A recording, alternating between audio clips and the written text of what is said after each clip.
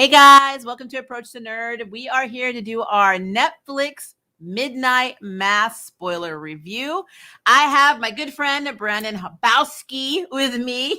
He is also a voice actor for my basically in my motion comic series I keep plugging on my channel called W.O.S, Warriors of Sarah. Like and subscribe below. I also popped Brandon's Instagram below. If you would like to follow him, please do. But yeah, we're here to talk about the brand new television series on Netflix, Midnight Mass. And if you are a fan of Flanagan, you know that he's also done The Haunting on Hill House. He did Bly Manor. So this is like his third installment. But he also directed, if I'm not mistaken, I'm pretty sure he directed Dr. Sleep, but I'm not entirely sure, but I have to go back and look at that. I'm pretty sure he did though. So yeah, so it's not really a directorial problem. It's just like each story is different, so it just basically depends on what you like. So I know you enjoyed this. Yes, I was not really that big of a fan of Midnight Mass, but why? We'll talk about that in a minute. I want you to tell me, just break down the plot, just to really summarize the plot really quickly and tell me what you liked about it. All right, so the plot of Midnight Mass is there's this island of people who are really poverty stricken. They are basically at their wits' end. You know, they're just living to live. There's no joy, and they're all a real religious community as well. So a son who did his own thing on the mainland comes back to live at home. I'm not going to say what happened there. We may get into that later. But he comes back home. He lives with his parents, and he tries to rekindle relationships in this religious community. And so things start to go a little haywire when he was a father, or was he a priest? I can't remember. I think he was a priest of, I think he was the priest of their church. So things go a little haywire when the initial priest disappears, goes on like a sabbatical, and then a new one comes in, and then that's when all sorts of craziness and greatness happened. And that's what I loved about it, the craziness that happened after the new priest came in. Yeah, it was like the miracles, right? Yes. There's just so many things. I do agree with you. Like the aesthetics of this show were pretty. I honestly found them very pretty. Yeah. Even though there was nothing to it. It was basically a bunch of rundown shacks, some kind of okay kept houses. Yeah. But like for the most part, it looked like there was nothing. Like they're set on an island, a very small island away from the mainland. They always make reference of going to the mainland, getting on the ferries or to ships and going to the mainland. So they literally are a little island that just knows fish and at church. That's what they have, a church and they fish. That's literally all they do. Of course they have a doctor who seems to be like a CSI in her spare time. Yeah, there's something odd about here. I'm watching. I'm just like, okay, what is your deal? Are you a doctor? Are you also in cahoots with the police? What's going on? Yeah. I kept thinking, why the hell are you here? Right.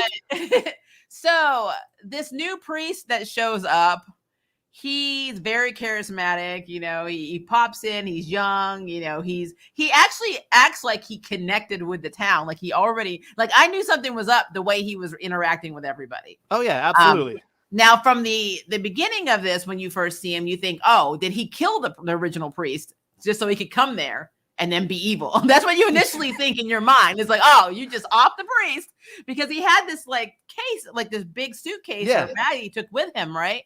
And like there's obviously something that you weren't supposed to see in it.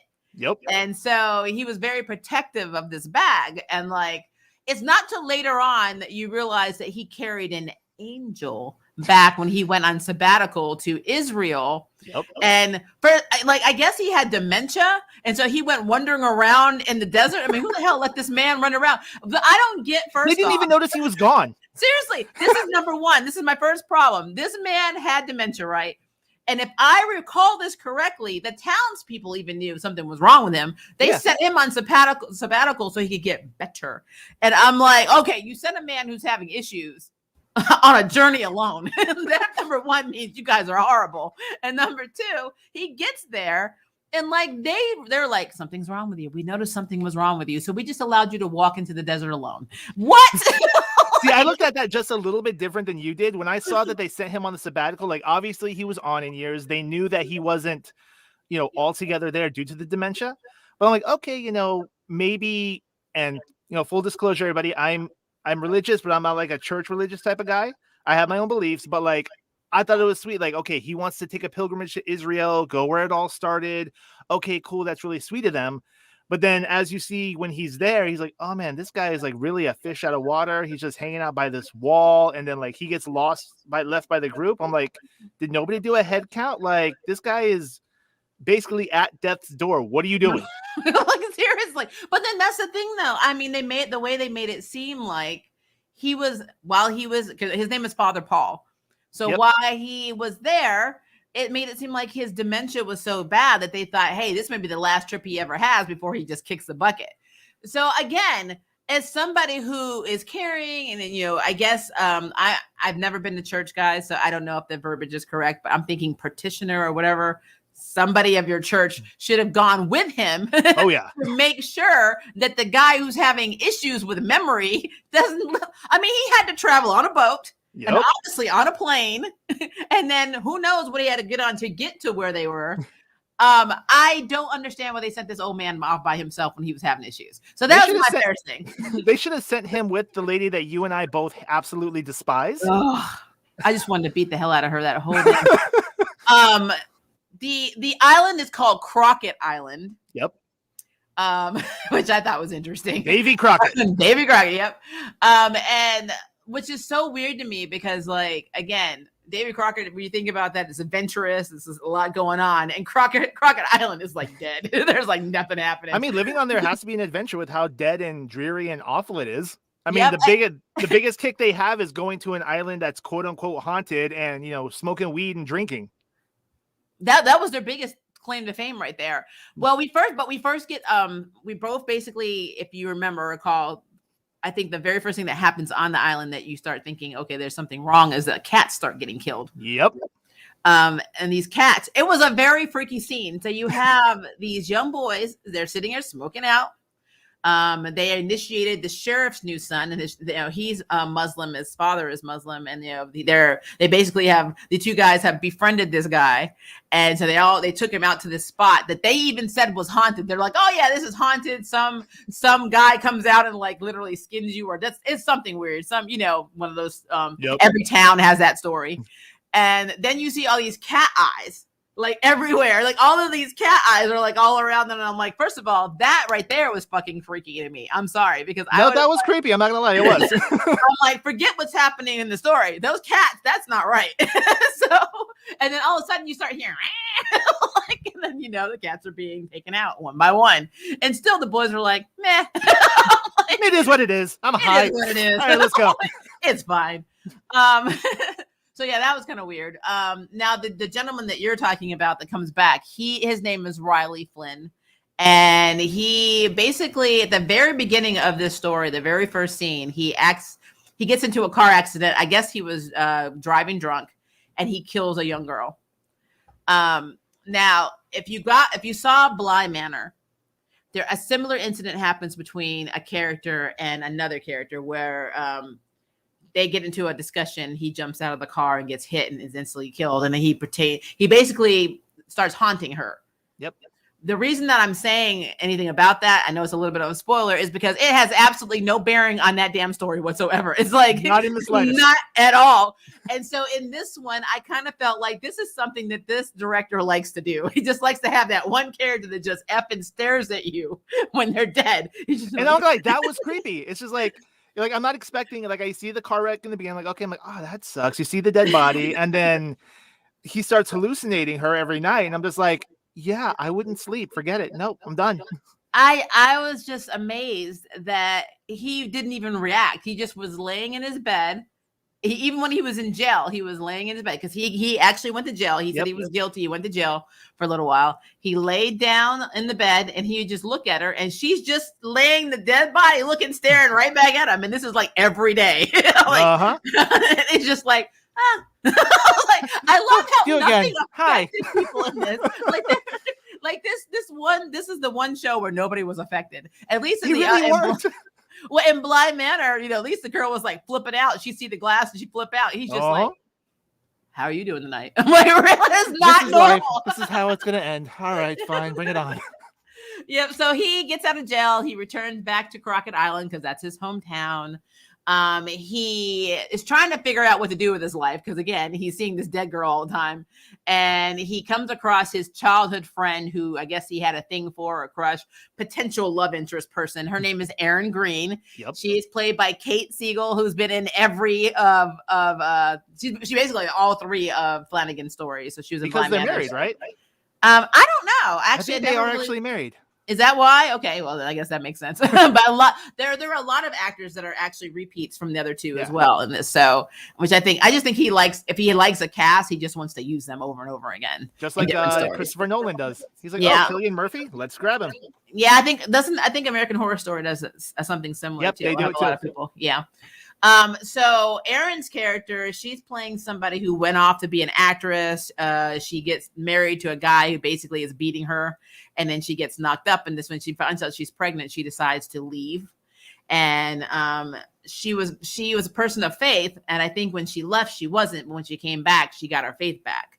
So this is very important in this story because of her faith.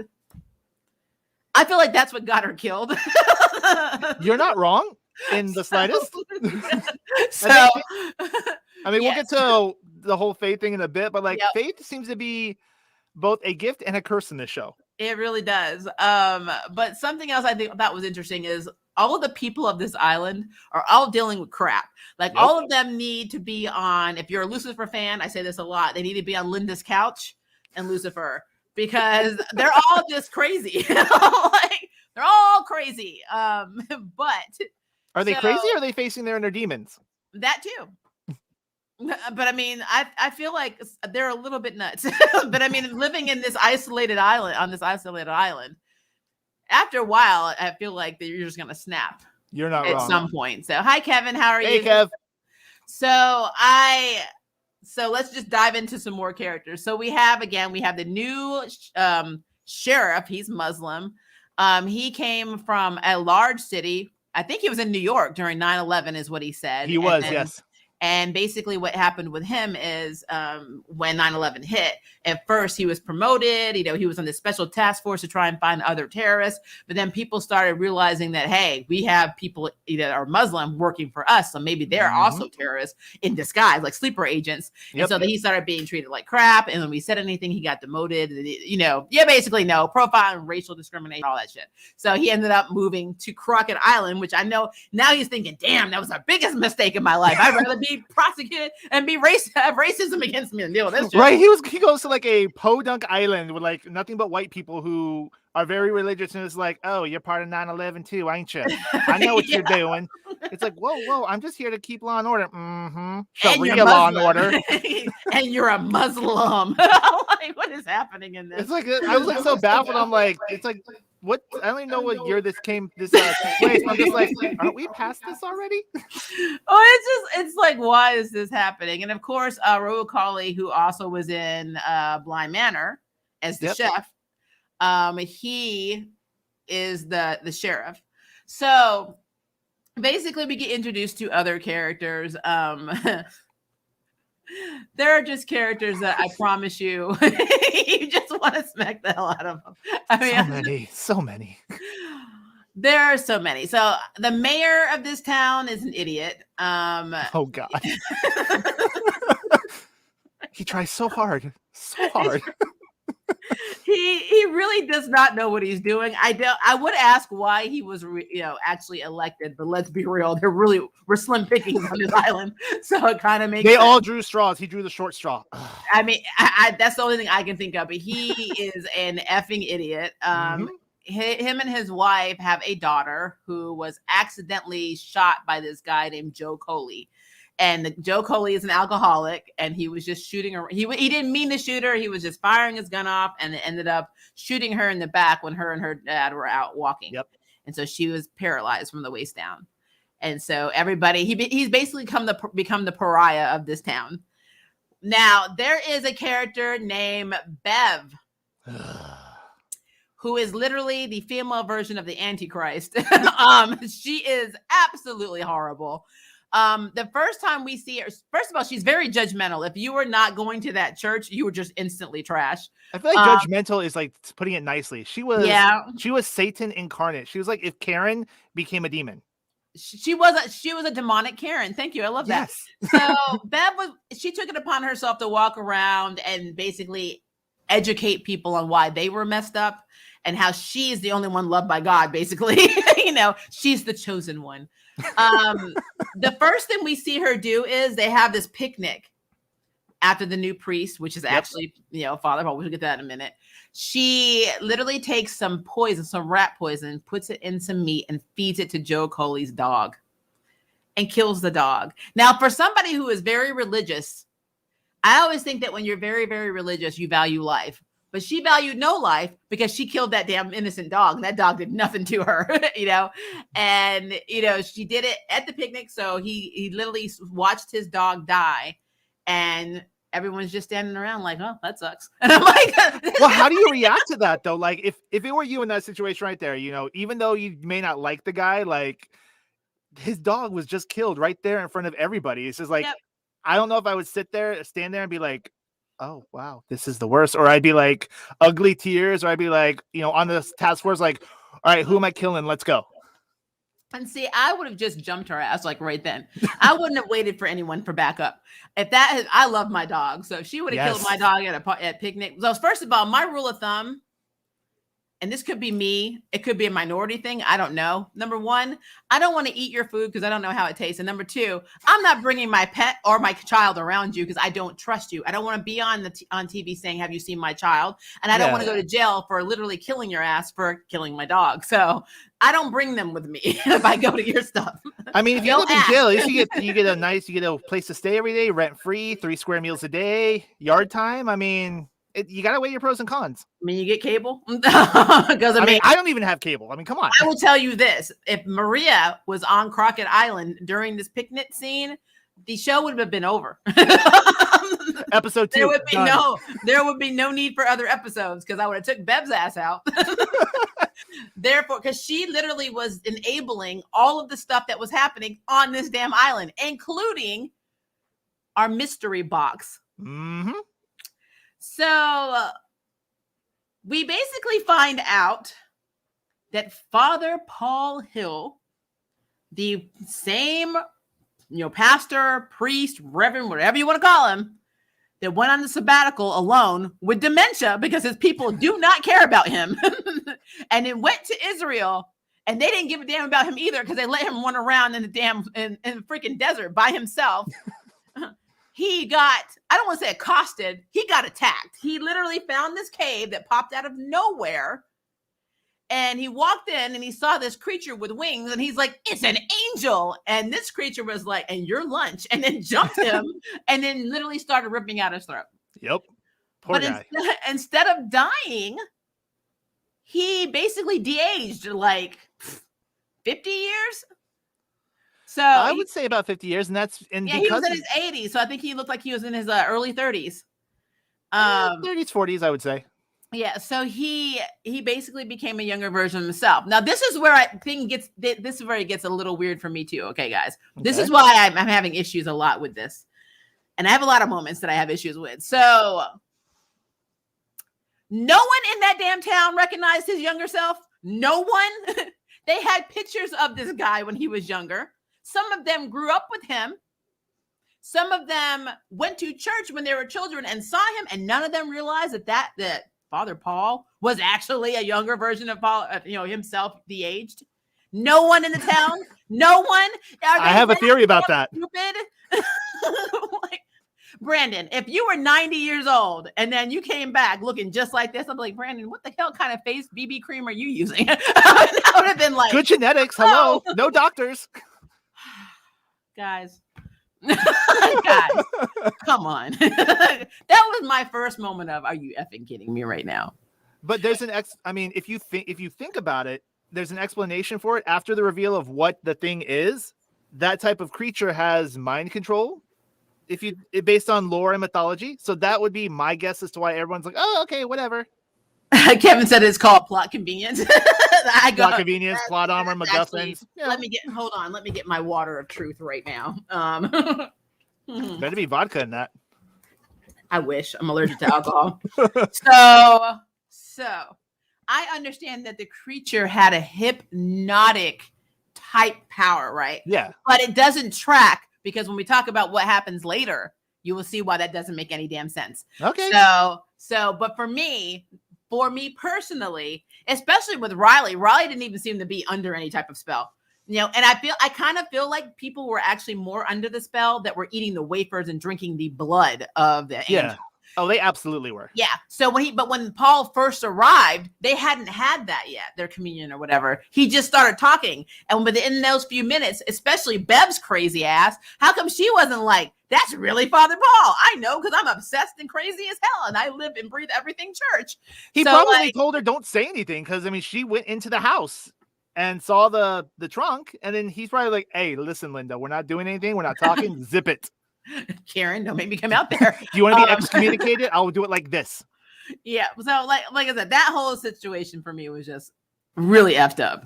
And then it actually started becoming more and more clear that weird shit was happening, because the father didn't want anybody leaving the island. He kept making reasons for them not to leave. Even Raleigh, the main guy, he had a court mandated appearance to go to AA counseling. Obviously, because he killed somebody in a drunk driving, accident.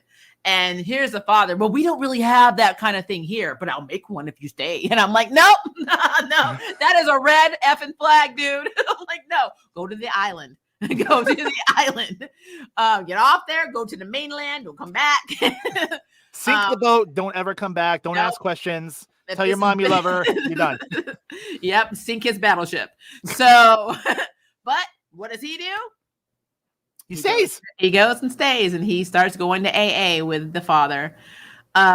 So as the story progresses, we start seeing more and more that people are crazy. like birds are like dropping out. I think it was fish this time. I think there were fish that were all dead. Yeah. On the island. But the useless mayor, I think his name is Ed Flynn. That sounds like a very useless name. He was like, so no, Ed was Riley's dad. Oh yeah, that's right. Ed was the dad. Right. What was that? I don't remember that. He obviously isn't important. It doesn't matter. So he was like, oh yeah, I remember when a bunch of birds just drop out of the sky too. That was weird.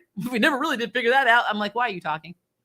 It is what it is. And like the sheriff is literally like, don't touch anything, because I don't know if it's safe. So he's like, let me come over here and try and touch it. I'm like, yeah, just let him do it. I was like, just let him do it. Whatever happens, let him touch it. I was like, what is wrong? Kevin, you're right. They are the dumbest creatures imaginable. They're so stupid. So, we had these weird occurrences going on, and then we had what we call miracles. So every time they would go to church, there was like a little bit of a miracle. The biggest one was is that the mayor's daughter got use of her legs back. Yep. So she was able to walk after she took communion, because we learned that when you're drinking the blood of the angel, that it has healing properties. And so everyone's like, oh, it's amazing. Well, Joe gets inspired by that to also go to AA. Now, Joe Coley was not a bad guy, and I felt really bad for him in this show, because he literally was going to AA. He was trying to stop drinking. He was trying to get his life together. He wanted to drink, and so he decided to go see the pastor, because that's technically who his AA counselor is. Yep. And he goes to the church, and he walks in, and he sees something he should not have seen. Yep. And ends up dying for it. First of all, he gets hit, like he gets attacked, and then after he gets attacked, he's bleeding out of his head. And then Father Paul's looking at it, getting really excited about it, and then starts drinking blood out of his damn head. I was like, I don't think angels do that. Is that the Holy Grail, actually? Is that our new interpretation of the Holy Grail, just coming out of somebody's skull? I don't know what else to tell it. It was extremely gross, because first there was like a big puddle of blood. Yep. So he was licking the blood next to Joe, and Joe was still alive at that point. He was just really messed up. And the next thing you know, he just starts drinking right out of his head. So poor Joe. Joe is dead. I felt so bad for that guy. Like, in the beginning, I'm like, oh, he's just a stupid drunk, whatever, da-da-da-da-da. And then as you learned more about him, what happened and why he is the way he is, and it's just like, okay, now my heart breaks for you. And then when he was killed, I'm just like, no, why are you going to kill Joe? Like, Joe was turning his life around. How dare you? I know. I mean, you killed his dog, then you killed him. You guys are assholes. So I was not happy with this interpretation, so you know.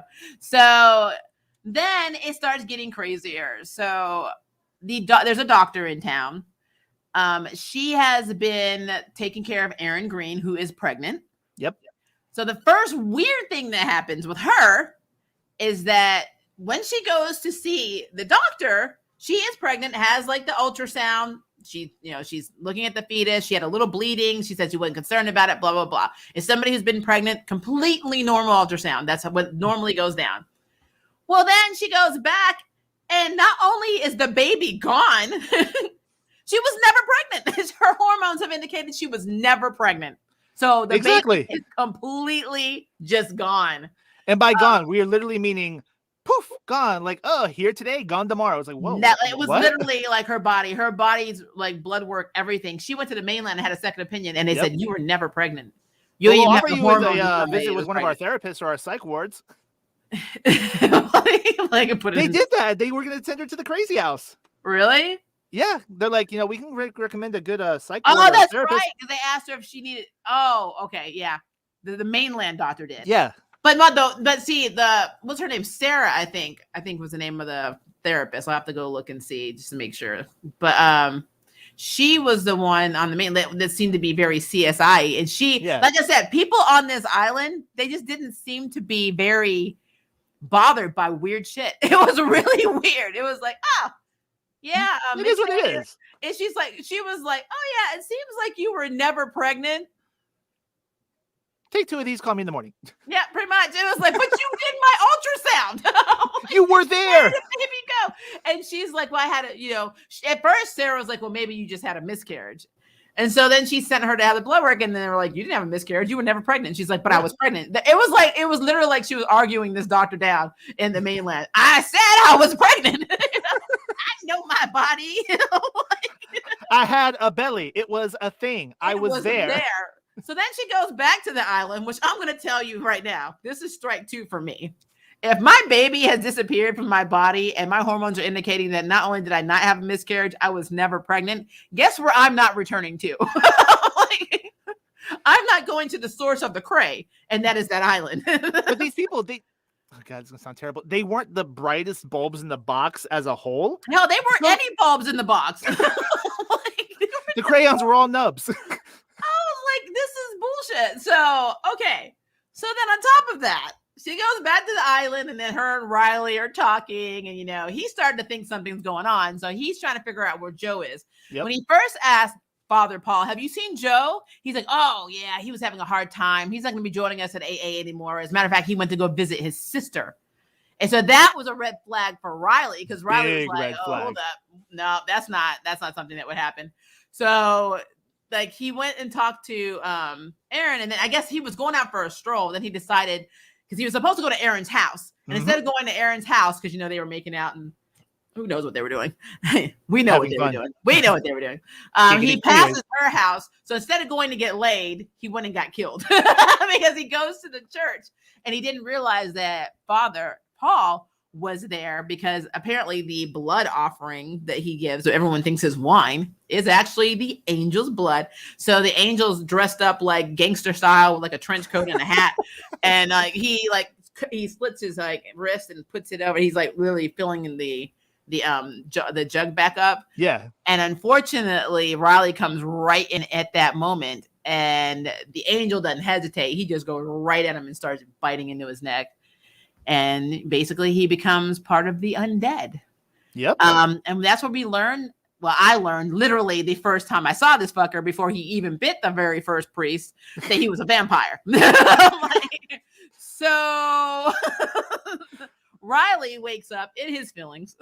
He's like, the hell did you do to me? And sitting there playing Drake albums in his head, like, I am in my feelings right now. Yeah, like rightfully so. I mean, I'd be in my feelings about the fact that you literally just let this creature with wings just rip out my neck. Without hesitation, too. Without like, Father didn't even do nothing. He's like, like, oh, okay, that's happening.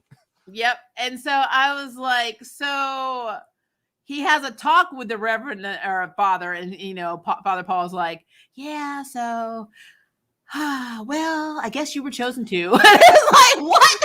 so nonchalant too. Like, well, you're one of us now. Don't go outside. Yeah, he said no, and then he's like, I'm leaving. He said, you shouldn't do that. And he goes out and the sun starts burning him, and he's like, yeah, you may not want to go outside. So then he goes out, and he can't leave, and I'm sorry. He sits down in the chair, and then evil ass Bev comes in, because Bev is like everybody's gatekeeper. And she she actually knows what's happening, because at some point in this, when Joe was killed, Bev was the one that found the body, and she made two other people help hide the body. The mayor and then this other guy. Yeah, she's like quoting the Bible at them and saying, so do you not love God? If you don't love God, then you're going to hell. Go hide the body. And I'm like, and the fact that these motherfuckers listen to this woman who's probably 5'5" like me or smaller, and could have literally taken her by her ponytail and just slammed her head into the wall. I don't understand why these grown-ass men were intimidated by this woman. She was intimidating everybody. When the sheriff of the town went to interrogate her because she had rat poisoning about what happened to the dog, she was turning shit around on him. And like, even the sheriff was like, let me not mess with this woman, because I'm on this island and I'm probably one of the only minorities. I really think you see them later. We don't know where they came from, outside of the main girl in the wheelchair who was mixed because her mother was black, and the father was the sheriff and the mayor, and he's white. But outside of them, I think there are probably two other people of color. I think I saw one Asian, maybe Hispanic. We potentially could have saw older black, but I mean, they were all at least they were hiding for most of this. They knew what was up. Like, it's crazy Bev out. Nope, I'm not going out. But no, I like the sheriff was kind of like backing down a lot. You can tell that that's not something he would normally do. Yeah. But yeah, so back to Riley. Riley is infected. So, Bev comes in and he's like, step closer, Bev. Don't worry, I'll hold him back.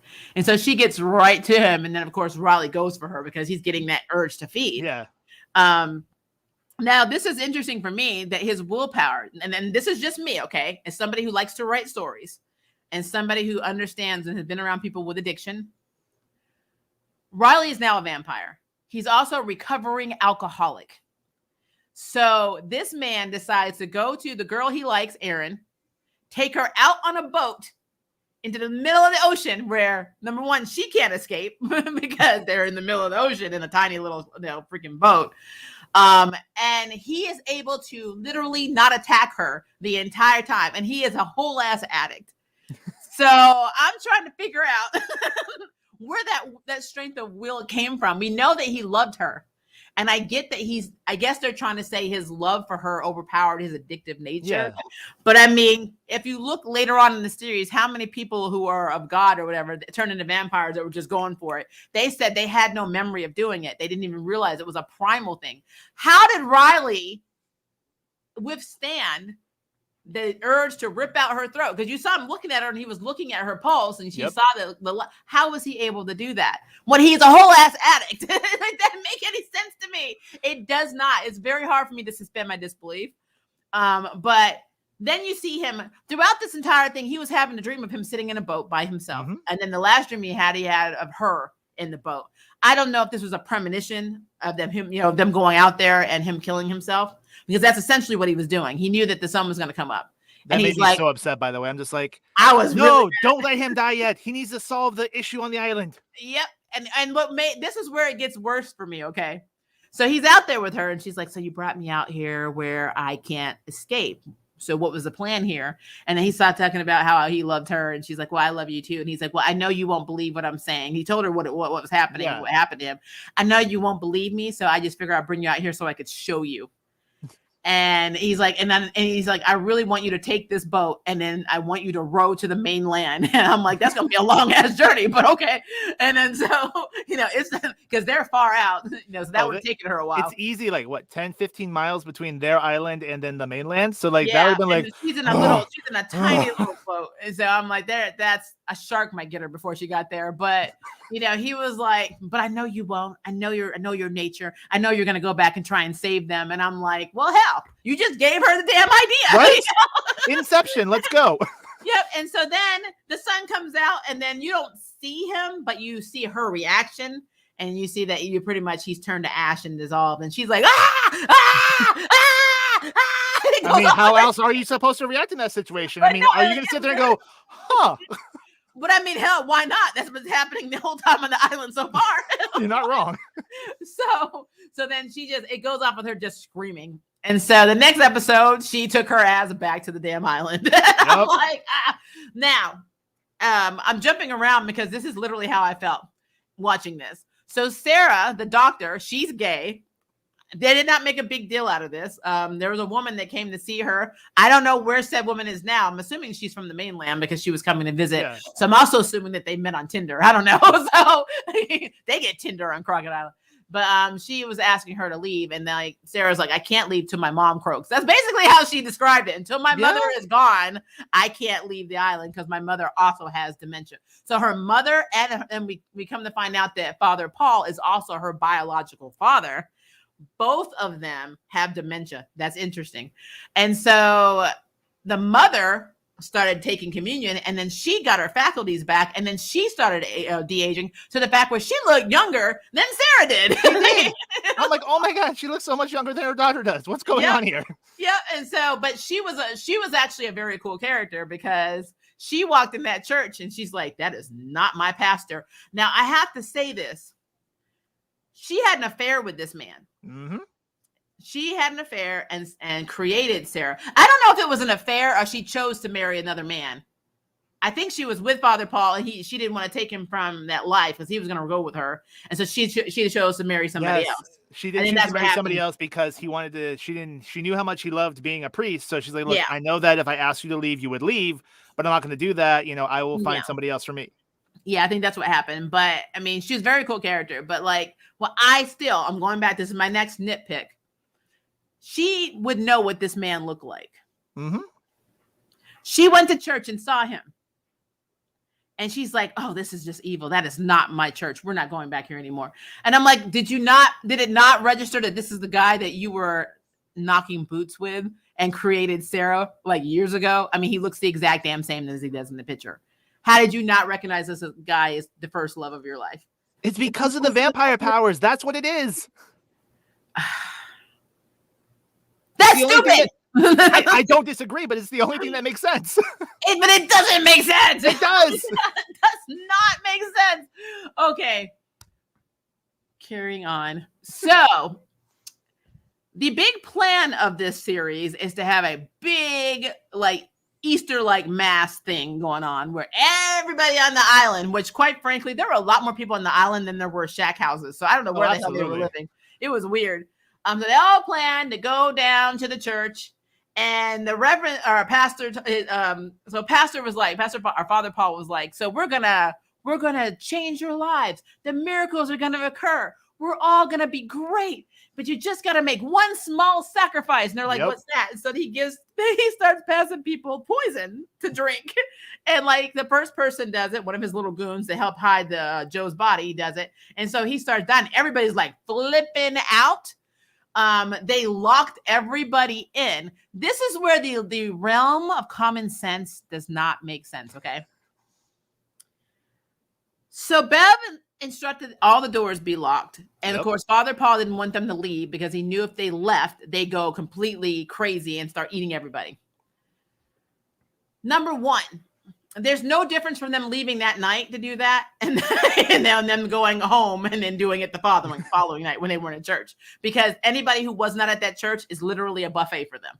So locking them in that night did not effing matter. That made no sense to me. And then Bev's an effing idiot because she didn't drink it and she locked herself in there with a whole lot of vampires. So she's a damn idiot too. Because the power of Christ compels you, Maria. That's why. Kevin said Maria has a horror movie. Common sense has left the building. They had to have been in the building, Kevin. All right. So they didn't even do an island flyover. It's like, we're going to curb around this one. It's just stupid. I don't know what they were thinking, but so like people were willingly drinking it and some people were forcing other people to drink it. And then all of a sudden the people were turning too fast. So then they were just eating people or biting people. And it was a bloodbath. But what's interesting to me is right before this Easter crap happened, Aaron went to Sarah and her mother and the sheriff And they were also, because I mean, even Sarah tried going to the sheriff saying there's some weird shit going on. I want to get off this island. Well, they couldn't get off the island because all of the boats were sent away. And so they were stuck. And so they all decided, well, Aaron was like, I'm going to go to church. I'm going to save them. I'm like, this was me. I sat there like, I'm going to save the people at the church. I'm like, oh, that girl is dead. And see, this was my mode of thinking. This is how I thought, Brandon. When they realized that the boats were gone and they realized that the cell tower was not working, right? Mm-hmm. Why didn't they just start burning all the fucking buildings down? Because that's logical, and the TV tropes say that there cannot be logic. When they were talking to, I can't remember his name, one of the goons, the same goon, the first one to die, and he was talking about the boats being sent away for maintenance all at the same time. Why did the women not say, well, we're going to take the boat you're on right now? Because he was on a boat. Why didn't they say, well, we'll just take this one? It's like they just gave up. It's like, oh yeah, well, we're screwed. Let's just go home. I'm like, because then the show would have been over. You'd be like, and then they sailed off into the sunset while the island fell to the menace. Okay, so fast forward again. Everybody's turning into vampires. Father Paul did not want them to be let out. Bev's like, unlock the doors, and so she let them out because Bev is fucking crazy. She went and hid back in the priest's room. And that's where Aaron and Sarah and Sarah's mother and the sheriff were. Unfortunately, throughout this, the sheriff's son was trying to find somewhere to belong, and they were Muslim, and they kept talking about how his mother was Muslim, and how his father converted for her, but she died of pancreatic cancer and was a big trauma, and so they prayed every night. But the boy kept going to the church, and so he kept trying to become Christian. And, they're Muslim. So the father was like, holy shit, I just moved to this tiny ass island. And now my son's trying to be Muslim. It's just, everything's going wrong. So the long story short, his son voluntarily became the second person to literally drink the poison voluntarily. Meaning that shocked me. I'm like, holy crap. They're going to kill him. And he was trying to stop it. And they were holding his dad down because his dad pulled a gun on them. And they were holding, and he willingly became. He didn't realize what he was going to become. He literally thought he was just becoming favored by God, and he didn't realize he was becoming a vampire. Yep. So that was messed up. So all of them are in the back room. The sheriff, Sarah, her mom, and Aaron. And then, of course, Bev is back there. And she's like hiding in the back. She's like, you'll never get away with this, blah, blah, blah. And so they shoot her. Mm-hmm. And, then they're like, well, we only have a few minutes. We got to go. We got to go. So then they run out. And so then you see, if you ever watched, what was that? The freaking movie. Is it 30 Days of Night? Oh, so good. I love that movie. That gave me 30 Nights, the 30 Days of Night vibe, because they kept, like, all the vampires were pulling people out of their houses. Yep. They didn't go to Sarah's house and pull them out, though, which I don't effing get. I don't know that why was they weird, didn't wasn't it? do that. Like, you knew for a fact that that's where they went. They knew that they were not going to go anywhere else. And like, okay, we're going to talk really quietly. And it's like, no, they can still hear you, dipshit. Like, what are you doing? Hell, they had candles on. And like, I'm like, what the hell how are you hiding? At least in 30 Days of Night, they went in a damn attic. What the hell is wrong with you? Right. So they had the two kids with them. They had Riley's little brother, because his father got infected trying to help them get away in the church. And then eventually the mother gets bitten or whatever. She gets it too.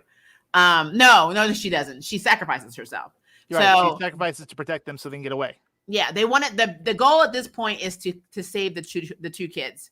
They don't care what happens to them. They want the two kids to be able to get on a boat and get out. So they're going to take this little dinghy and go out in the middle of nowhere until sunrise, I guess. Yeah. So but this is okay. So here's where all the other stuff goes crazy for me. So first of all, Riley's mother goes down and she slits her own throat. Mm-hmm. And then, of course, they start eating her because it's buffet. But she does that. She does that to distract them, for them to be able to get away. Okay, so the kids run off, and Sarah and her Aaron and the sheriff decided to just start burning all the buildings down, because if the vampires have nowhere to go, then they'll just burn to death. Yep. So they're pretty successful in this. They get down to the last building, which is the dorm across from the church. And the sheriff is literally burning that down, and he successfully burns it down, but they end up shooting him in the leg and stuff. And, his son ends up protecting him, which I thought was interesting. And then, of course, Sarah is in the church, and she's burning the church down, and Father Paul catches her, but he can't bring himself to do anything to her because that's his daughter. Yep. And what I thought was interesting is that right behind him, the main goon, the first goon that Father Paul had, in his little posse, shot her. And Father Paul went nuts. And so he tore that man apart. Well, no, he didn't die. He didn't kill him. He took him and slammed him through the door because remember, he was actually alive at the end. So then he actually allowed the church to burn down, him and Sarah's mom, and they carried her to this little bridge she liked because they knew that they were going to die when the sun came out. Exactly. So at least they had died as a family. He was trying to make Sarah a vampire to save her, and she wouldn't let him. She's like, nope, don't do it. Don't do it. Death. So Sarah, the doctor's dead. The kids basically, she's running from her parents because they're like, hey, we want to make you one of us. She's like, hell no. They go into this house where the angel is literally eating a woman. Mm-hmm. And like this is where I'm going to my biggest nitpick of this whole damn thing. Okay. So the woman's like, so he just snaps her neck, right? So he can continue eating her. And the kids shoot at him, and he's like, eh. He literally is like, nah. That man was in ecstasy. He's whatever. Like, meh. Yeah, he just didn't care. So then she literally lights him on fire, and then he just flies out. And then the kids are actually able to get on the boat and go in the water. Here comes the nitpick, okay? Okay, I'm ready. So Aaron is also helping to burn down shit, right? The angel comes and grabs her, right? Yeah. Throws her to the ground and starts ripping into her throat. While he's eating her, she takes a knife and starts cutting up his wings so he can't fly away. So when the sun comes out, he's going to be SOL. Yeah. Two things I have a problem with. He snapped the other woman's neck for whimpering, but he didn't snap this bitch's neck when she's cutting his wings up. And he even was looking, and she pushed him back down to keep biting her. Yep. And then my second thing is, how the fuck did she get the knife in the other hand to do the other wing? Because he was on her, hitting down. She's like, there was no way this other hand was going to be like, and I'm going to take the knife on this side over his head. And this. No. That was done off screen. She gently pushed him up, switched it over. Okay, come down. She's like, hold up, I know you're biting me, but let me get the other knife so I can cut your other wing. And he literally is letting this woman cut up his wings, and he did not snap her neck. I call bullshit and main character insurance on that moment, because that's plot armor. The first thing he did. And then to me, that scene felt very sexual. I'm just like, I'm feeling really uncomfortable right now because she's like stabbing at his wings. He's like, It's like, what the hell else you doing while you chewing, bruh? I mean, it was just weird. And then also the amount of meat off of her neck was nowhere near what the other one was, the other lady was. Yeah. And I'm like, he was down there longer. I'm like, what were you doing? Filing your teeth on the side? Let me get a little stuff out of my feet before I do it. Rub my nose against your neck. Maybe he was I need a fiber. I got to floss. Yep. I'm just going to make out with you, give you a hickey first, mark some spots. I mean, what are you doing? What are you doing? And so, yeah, then the sun comes out, and I'm sure she probably had to blow up too, because at that point she was probably a vampire. But the satisfying part of it for me was Bev's blowing up, because like she went to the damn beach because there's nowhere for them to go now. Everybody else were like singing a song, and were like, they pretty much told Bev she was shit. Like, this is all your fault, you evil little bitch. And so she goes off by herself, and then she starts freaking out because the sun is getting ready to rise. And so she's literally trying to dig a hole in the sand so she can bury herself in it. And you see her start, basically being caught in fire. The other thing that I really was grateful for were two things. I'm glad Riley's parents were together when they died, and that they never, somehow they had the willpower to not feed on anybody, which tells me that willpower is possible in this. Because the mother didn't bite anybody, and the father didn't, and he had been turned long before they were, or before the wife was, and he didn't attack anybody. They literally were like, "This is wrong. We're not going to do it," even though they were vampires. And they led literally a prayer circle, and they were singing, because they knew they were all going to die. Yeah. Bev, it was tragic, but it was beautiful at the same time. It was very beautiful. And then the other thing I really liked is the fact that the sheriff didn't have to watch his son die. Yes. He died right before he bled out right before his son, and both of them were actually praying. Like his son became Muslim before he died. Yep. He went back to being Muslim, and so they were both praying, and then he just died, and the son looked out over him, and we didn't see the son die either. We just saw the sun come up, and then they showed Bev like her whole face like turning to ash and stuff, and her screaming, "Ah, I'm the chosen one! Like, why have you forsaken me? Why are you doing this to me?" Well, the vampire / angel tried to fly away, and the kids saw him, but he's so injured because of his wings, he was not going to make it to the mainland. Because what they planned on doing was, after they made all the vampires, they were just going to put them all on boats at night and take them to the mainland to make even more of them. And because the boats they destroyed the boats too. Forgot that part. They also set all the boats on fire. They did. They found the boats and they lit them all up. So they really effed Crockett Island. The only 2 people left are the 2 kids. And then at the end, you see that the girl's legs no longer worked again. Because with the vampire dead, that means she was released from being, I guess, connected to it. So she's paralyzed again, which had me thinking, if only they did have a place to hide and the vampire had died, then all of them would have gone back to being human. You think? So I'm like, so really what you're saying is this was a real fucking tragedy. Like, it really was. So the entire town is gone. They are now Roanoke. They are gone. The people are going to go to the island and be like, where the hell are all the citizens? Gone. No one is. All over the island. That's where they are. You just can't see them.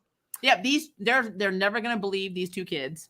Nope. That a vampire came and made all of them vampires and they burned up in the sun. No one's going to believe that shit. At all. So I have no idea how these 2 kids are even going to explain what happened, but they are the only 2 survivors of this whole thing. And I don't know. It bothered me. This whole series bothered me. I was like, there's so many times some of these people could have saved themselves and chose ignorance. There are so many times when I was like, are you really this dumb? Like, we saw you have a school system. We saw that like Bev was even getting in her feelings about wanting to have church in the school or having a Bible in the school. And there are other people of other religion. We saw there were a few Asian people there. So that obviously they could have been Buddhists, just speculating, not saying for sure, but they probably didn't want to have Christianity taught in school because that's not their religion at home. Exactly. And then you got to really be in your feelings also the fact that Bev basically said that all other religions were shit. And all the people that were being attacked were the ones that had to have been other religions are not church going people. And so she already deemed them as food. So like that, it was crazy. This whole thing was crazy to me. So yeah, it was not my favorite. I'm not. So the thing about this is like, to me, when I was watching the whole thing, it was basically a talk about how cultish and how people put blind faith in the church, which, hey, if you're religious, you go to church, awesome, go you, you're better than I am. But it really showed that people really take everything to heart. Like, well, the church said this isn't okay. Yeah, but how do you really feel? Like, take that out of the equation. And if these people had actually used, logic, which I said doesn't exist, they would have been like, okay, this seems a little odd. Let me question it. Let me try to do something different. Yeah. Well, and then another thing that I thought was really interesting is the fact that like, we had, again, Sarah was our LGBT representation. Yeah. She was like, well, I grew up this way, and the pastor always just stares at me. So I guess he's disapproving. And actually, he was only staring at her because that was his kid. Yep. She didn't get that. So that tells me on this tiny little island, nobody gave 5 Fs that she was gay. Which is more progressive than the U.S. is right now. It's really sad that this island full of idiots had no homophobia. So they didn't. Like, wow. Okay. I also felt like that aspect was shoehorned in because like, we go through most of the episodes and it's just like, okay, cool. And then it just happens like, oh, that wasn't even addressed. There wasn't even any hints. Okay, cool. No, it was literally like, oh yeah, by the way, Sarah's gay. Yeah, that's pretty much it. That's it. And it's all you need to know about it. And don't worry, you're never going to see her girlfriend ever again. Exactly. It's fine. But she's gay. Okay. Surprise! Because like in The Haunting on Hill House, we knew that her Erin's character was a lesbian, and she was getting it on with this hot Asian girl throughout most of it. God. And then and she was also getting it on with everybody else. Like in flashbacks, she was getting it on a lot. In the sequel in Bly Manor, the girl who played her little sister was a lesbian. Yep. And then their relationship became a thing. And then somehow, oddly, at the end of that, Erin's actress became the adult version of the younger sister's girlfriend, which I still to this day don't understand how that worked. because Aaron's actress was the monster that was in the lake. But in the very last scene of Bly Manor, when they're basically at the young girls, because they had the young girl and her brother. Yeah. The young girl was getting married. Yeah. If you go back and look at it, Aaron also played the older version of the British girl that the younger sister was with. I thought that was Nope, that was Aaron. That was one of the Really? things that we talked about. Yeah, when we reviewed it, I'm like, why did they double her role like that? Yeah, go back and if you have a chance, go back on there and look. You'll see that they had Aaron playing the older version, where she's sitting in the hotel waiting for her to come back, and you see a hand eventually go on her shoulder. That was Aaron's actress. Oh. So So I'm like, I don't know why they had her play that too. I guess it would have been like nothing to put like older makeup on this British girl, but they didn't. They had Aaron play her, which is very weird. So I don't know what that was about. So yeah.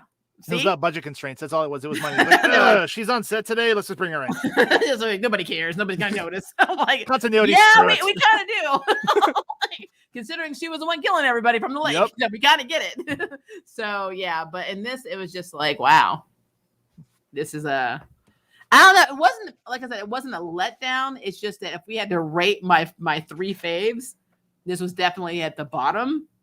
And I just couldn't get over the fact that people were just this damn dumb in this town because they were just really dumb. And I love horror movies. This was not funny to me, or it wasn't scary to me. It was more funny to me. Like, it was hysterical. I found myself laughing a lot. Oh, it absolutely wasn't scary. Like, if I had to rate it, I would put Hill House on top. I would actually put Midnight Mass second, and then Bly Manor third, because I felt like in Bly Manor, even though they tried to do the scares that they did in Haunting at Hill House, they weren't nearly as effective. Yeah, well, see, and I really didn't like Bly Manor either. So if we're really gonna rate it, I'm gonna have Hill House 1, and that will be the only one on my list. What about Bly? What? That doesn't exist. No, I mean, like I said, I'm all for LGBT representation, obviously, but that's not enough for me if the plot is stupid. So yeah. No. And this one, I feel like he was trying to make up for that, but he made them dumber. So this was just not, to me, it was not that good. We can't have representation without the people being Catholic and or retarded. Like, I don't understand why. So, all right. I see Kevin and Ray are in here, which is awesome. I've been kind of looking at your comments as we've been talking, but let me see. I'm trying to go up. To be fair, if you read the Bible, angels look very horrific and monstrous. Ever seen the ones in Bayonetta? See, that's actually why I believed that the people really thought it was an angel, because even though we all knew it was a vampire, I'm sitting there watching, I'm like, well, if you read the Bible, it's going to tell you that they're actually horrific looking creatures. So technically, this person could have thought, like, okay, this really is an angel. It's horrific. The Bible says they're horrific. Okay, I'll buy it. What? You mean angels don't look like Fabio? I mean, my angels do. Don't get me wrong. And it looks like a Menadil from Lucifer, and then Castiel from Supernatural. So, like, those are what my angels look like. My demons look like Mark Crowley, because suave, handsome British man, Scottish, I think he is. Hey, I'm half Scottish. What you trying to say, man? I'm not. That you're handsome? I don't know. How dare you? Also, I feel like the demon masquerading as an angel has been done in other media, like Warrior Monk. I agree with that. I just want to know why he was like, I've been a priest all of these years, and never have I ever read of an angel ripping out someone's throat and eating them. I'm like, so is there something I've missed in the Bible? Like, this is something that should have I'm going to bestow upon you a gift. Oh, really? What's that? Death. Like, I don't understand why he didn't, when it was sunny outside, but he didn't get the hell up and then go outside.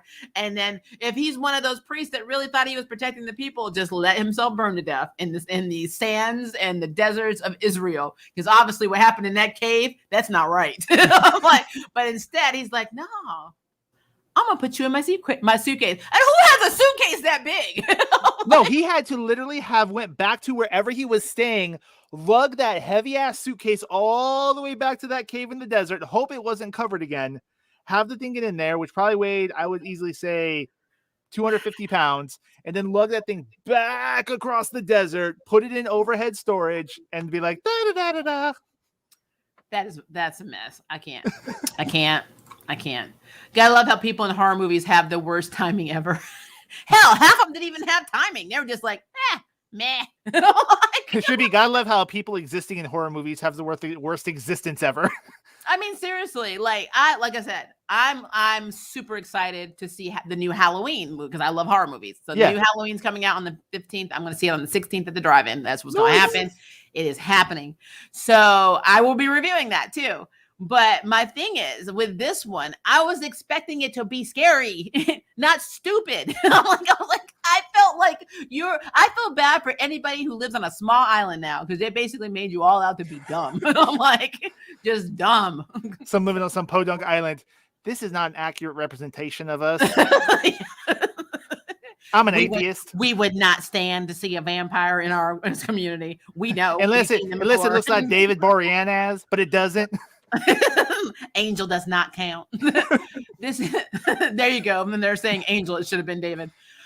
There's very little difference in early texts about angels and demons. They appear as what they want to appear as to humanity, but we can't fathom the true form of a celestial or infernal being.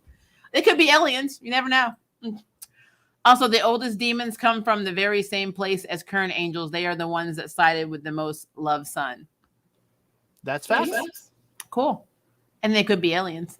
They know what Scientology teaches you. You just want it to be aliens, don't you? I really don't, because nobody wants to be anal probed.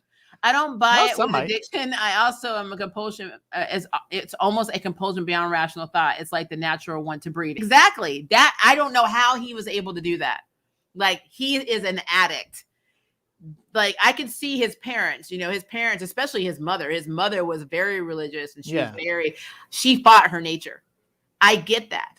But this guy was a straight up recovering alcoholic. And now you introduce something stronger than alcohol, stronger than heroin, blood. But if I'm correct, blood. When he was in the room with father, didn't they give him like blood for him to drink? And he's like, yeah, but I mean, when he was in that boat, you saw his eyes and how he was looking at her. And then look when all the vampires were going around eating everybody, or biting and stuff.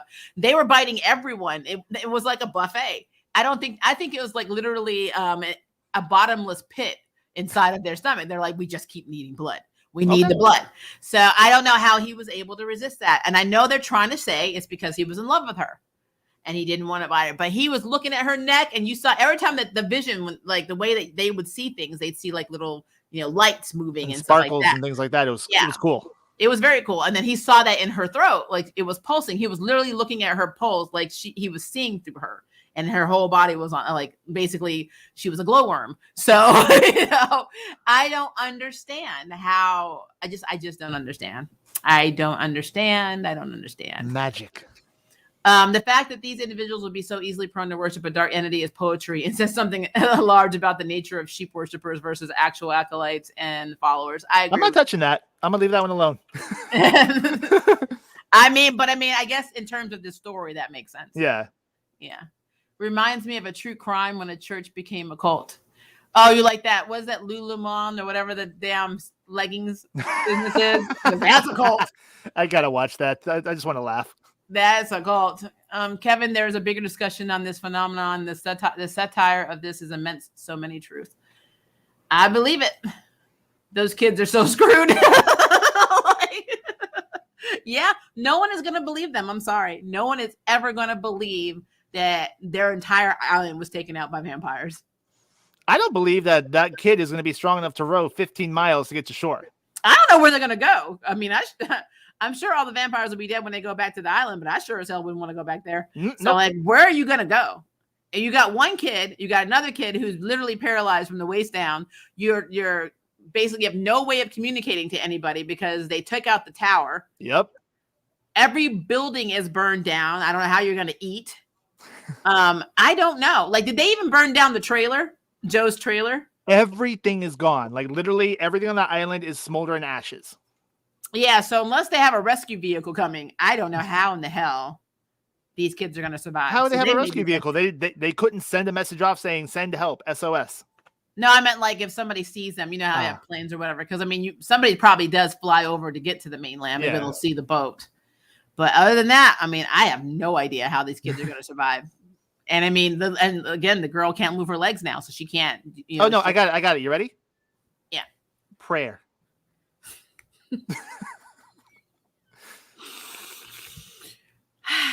Brandon. So that's our review on that. And you know, if you like it, you like it. If you don't, you don't. Again, Brandon liked it a lot. I just couldn't get past the fact that they were so stupid. So it hurt my brain. So this is not one that I personally would recommend. But you are free to choose and like what you like. You know how it is on this show. I don't care. But yeah, I'm glad that Brandon was here to review this with me, especially since Brandon plays my brother in our motion comic. So I do. Yeah, our banter is great in issue 1. Love it. He is his character is very ticked off at my character, and our characters are twins, which is really cool. So W.O.S, if you have not subscribed to it, the link for YouTube is down below. We will be having videos up there. Hopefully I'm going to have little origin stories for each character so you can see who the characters are and stuff, because the character art is almost all done, so I'm very happy about that. So yay. And we start recording our voiceovers soon too, so I'm extremely excited for that. As a matter of fact, I'm starting to schedule people today, so very excited about that. But yeah, if you guys want to tell us what you think of Midnight Mass, leave a comment below, especially those that will watch this video later. Would love to know what you think. Did you like it? Did you hate it? Did you think that the people were smart? Because I didn't. Also, if you want to follow Brandon, he has a cool little Instagram. I have linked it down below. I don't think do you still have your YouTube channel? The channel is still up, but it's sitting there collecting dust. I really need to do something with it in all my free time. Okay, I will link his YouTube video or channel down below as well. But yeah, so make sure that you like and follow and do all of the things. I'll have other videos coming out. Potentially I will have a Resident Evil trailer reaction for you pretty soon, but I already got a copyright claim from Sony the moment I uploaded it. So yeah, they're it's just Robbie mad. Ammo. He's upset. No, they're just mad because that damn movie so far looks like Asylum did it. I'm just saying, the hate is real. But but all right, guys, until our next video, you have a very good day. And as always, if it is night for you, have a good night. If it is day for you, have a good day. And we will see you later. Bye-bye. Thanks for having me. Bye.